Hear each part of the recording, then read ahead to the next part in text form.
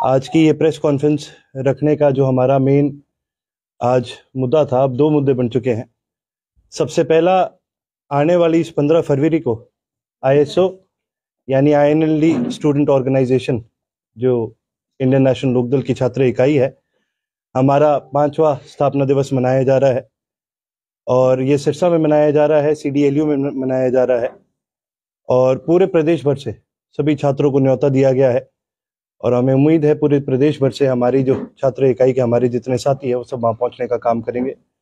हमारे मुख्य वक्ता चौधरी अभय सिंह चौटाला जी होंगे, और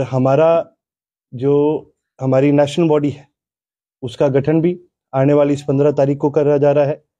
साथ ही साथ छात्रों के कई मुद्दे हैं जिनको आईएसओ ने पहले भी बड़ा हाईलाइट करने का काम करा है, उन्हीं मुद्दों को हम आगे हाईलाइट करने का काम करेंगे। और कई नए मुद्दे हैं जो इस बजट के बाद प्रदेश के आगे आने जा रहे हैं, इस देश के छात्रों के आगे आने जा रहे हैं, उन सभी मुद्दों के ऊपर हम उस दिन चर्चा करने का भी काम करेंगे।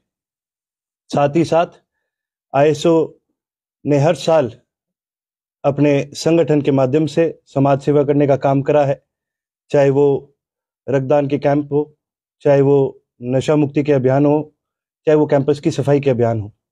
हम हर साल 15 तारीख को इस प्रकार से पूरे प्रदेश के अंदर अभियान करते जा रहे हैं, और इस साल भी 15 तारीख को हमने रक्तदान का भी एक अभियान शुरू करा है। और जिस प्रकार से समाज सेवा इस प्रदेश के छात्र हमेशा से करते जाए हैं, उस समाज सेवा की प्रथा को हम आगे बढ़ाने का काम कर रहे हैं। साथ ही साथ आज एक और चीज के बारे में भी आप सभी साथियों से मैं चर्चा करना चाहूंगा कि ये बड़ी एक आज निंदनीय घटना हुई है कि जो हमारे प्रदेश की सरकार है, जो देश की सरकार है, इसने किसानों को रोकने के लिए सिर्फ इस बात के डर से कि भी किसान इकट्ठे हो रहे हैं, पूरे प्रदेश के अंदर एक तरह से सारी रास्तों को, सारे रोड्स को इन्होंने ब्लॉक करने का काम करा है।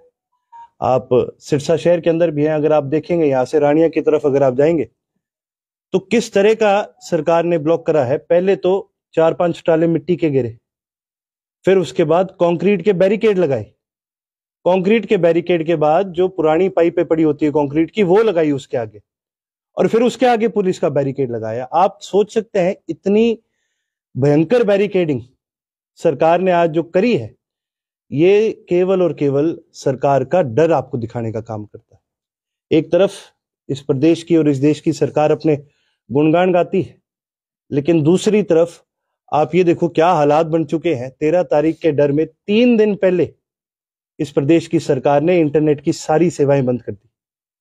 3 दिन पहले पूरे प्रदेश को रोक दिया। यहां से आप अपने शहर से किसी दूसरे शहर नहीं जा सकते। किसी को अगर आम जनता को आज के दिन जाने की कोई अनुमति नहीं है। धारा 144 लगाने का काम इस सरकार ने करा है। आप मेरे को ये बताएं, कोई आम आदमी किसी को डॉक्टर के जाना भी हो सकता है, किसी को अपनी रिश्तेदारी में जाना हो सकता है, किसी को काम हो सकता है, किसी का कोई बहुत जरूरी काम हो सकता है। केवल और केवल इस डर की वजह से आज पूरे प्रदेश की जनता को दिक्कतें झेलनी पड़ रही है। हम सभी इस बात की बहुत ज्यादा निंदा करते हैं। बाकी आपकी तरफ से कोई भी सवाल हो आज के दोनों विषयों के बारे में तो आप खुल करके इस बारे में चर्चा कर सकते हैं। आपका जो स्थापना दिवस पे किस तरह के कार्यक्रम रहेंगे? स्थापना दिवस पे हमारा जो एजेंडा है आईएसओ का, उसको विस्तार से डिस्कस किया जाएगा। हमारी क्या विचारधारा है वो आपके आगे रखी जाएगी। और साथ ही साथ 2 बड़े एजेंडाज हैं आज के दिन। एक तो स्टूडेंट्स की बढ़ती फीस को लेकर के, आज सरकारी कॉलेजों के अंदर भी स्टूडेंट्स की फीस को बढ़ाया जा रहा है और प्राइवेट कॉलेजेस को ज्यादा बढ़ोतरी दी जा रही है। इसकी वजह से हमारे प्रदेश के अंदर एजुकेशन की एक बड़ी कमी आई है और एजुकेशन की जो क्वालिटी है वो भी गिरी है। आज हमारे प्रदेश का छात्र, इस देश का छात्र अपनी पढ़ाई अच्छी तरह से कर नहीं सकता, और प्राइवेट कॉलेजेस में ज्यादातर जो बच्चे जाते हैं उनके माता पिताओं को लोन उठाना पड़ता है उनको वहां पढ़ाने के लिए। आज हमारे हालात ये बन गए कि बच्चों को पढ़ाने के लिए भी अगर लोन उठाना पड़ जाए तो ये बड़ी निंदनीय चीज है, और इसकी सारी जो जिम्मेवारी है बाद में वो उसी छात्र के ऊपर आती है। और जब उसको सैलरी नहीं मिलती, उसको रोजगार नहीं मिलता, तो वो बेचारा डिप्रेशन की तरफ भी चले जाता है कि कहीं क्राइम की तरफ भी चले जाता है। और दूसरी चीज जो हम एक डिस्कस करना चाहेंगे, एक हमारा बड़ा एजेंडा है जो सरकार ने जो बेसिकली पूरे एजुकेशन सिस्टम को ओवरऑल करने का जो फैसला करा है, जो सेमेस्टर सिस्टम लाने का काम करा है, इसकी वजह से भी छात्रों को बड़ा नुकसान है।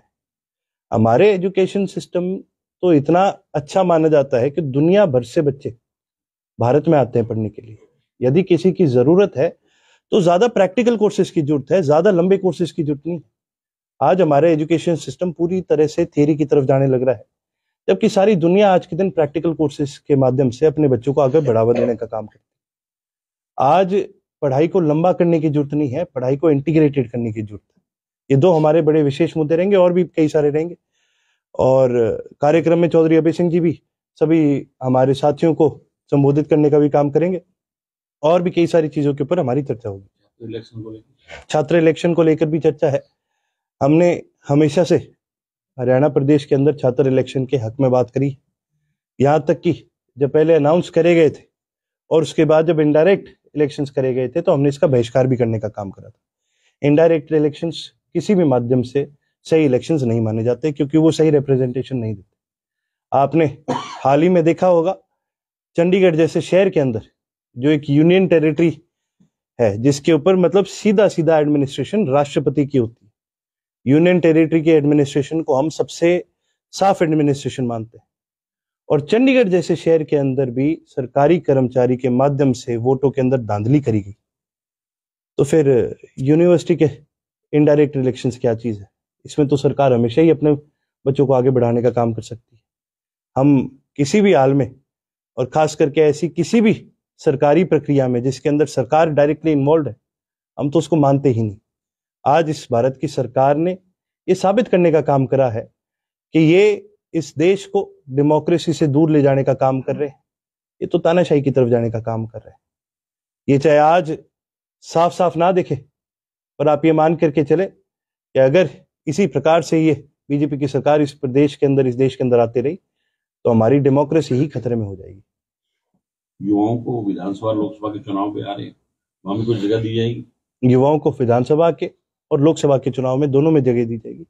हमारे कई युवा साथी है जिन्होंने पिछले 5 साल के अंदर, कई नई साथी हैं जिनको मौका दिया गया, जिन्होंने अपने आप को साबित करने का काम करा। हमारी हमेशा से ये कोशिश रही है कि प्रदेश के अंदर युवाओं को बढ़ोतरी दी जाए। यहाँ तक कि जब पिछले लोकसभा के चुनाव थे तो भारत का दूसरा सबसे जो जवान कैंडिडेट था वो मैं खुद था। इस पार्टी ने एक युवा को एक बड़ा मौका दिया, और उस समय तो मैं स्टूडेंट भी होता था, तो एक छात्र को और एक युवा को एक बड़ा मौका देने का काम करा, और उसी प्रथा को हम आगे बढ़ाने का काम करेंगे। हमारे कई युवा साथी हैं, जैसे कि मैंने कहा, जिन्होंने अपने आप को काफी काबिल साबित करा है। मैं उम्मीद करूंगा कि पूरे जिले की कमेटी, पूरे हल्के की कमेटी उनकी काबिलियत को माने और उनका नाम आगे बढ़ाने का काम करे। और जी कोई सवाल? जो किसान आंदोलन को लेकर के आपकी क्या रणनीति है, कैसे समर्थन करेंगे? जैसे पिछली बार अभय चौटाला खुल के उसके साथ आए थे, पिछली बार भी चौधरी अभय सिंह जी ने खुल के समर्थन दिया था। और इंडियन नेशनल लोकदल वो पार्टी है जिसका जन्म ही किसान मजदूर के आंदोलन में हुआ था। हमने हमेशा से किसान को प्राथमिकता, मजदूर को प्राथमिकता देने का काम करा है। हमारी नीतियां भी वो नीतियां ऐसी हैं जिससे हमारे प्रदेश को, किसान को हमेशा फायदा मिला है। उसी प्रकार से आने वाले समय में भी संयुक्त किसान मोर्चा कभी भी कोई फैसला लेती है, हमने पूर्ण तरीके से उनका सहयोग भी करा है, उनका समर्थन भी करा है।